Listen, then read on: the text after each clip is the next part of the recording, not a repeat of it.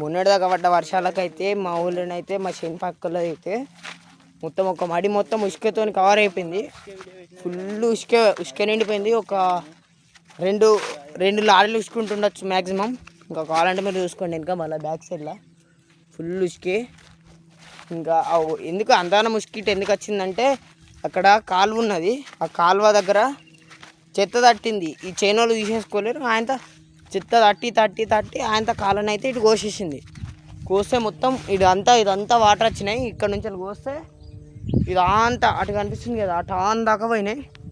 అక్కడ యాప్ చెట్టు ఉంది చూడు, అక్కడ అది అటు నుంచి అటు మానది. ఇదైతే మన చేను పక్కలది. ఇగో ఇవన్నీ ఫుల్ వాటర్ పోయినాయి.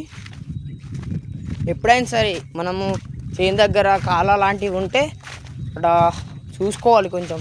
ఇగో చూడండి గాయస్, ఒకసారి కూడా ఎంతగానో చెత్త తట్టిందో చెత్త తట్టుడికే మొత్తం కాలన అనేది ఇటు కోసేసింది మొత్తం. ఎప్పుడైనా సరే జాగ్రత్తగా ఉండండి వర్షాలు పడ్డప్పుడు. ఓకేనా గాయస్? ఇప్పుడు ఒక మడి లాస్ గాయస్.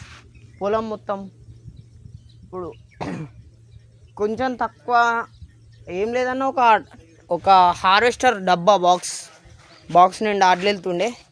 కానీ అవన్నీ ఇక ఇసుకే రావడం వల్ల వేస్ట్ అయిపోయినాయి. ఏం చేద్దాం?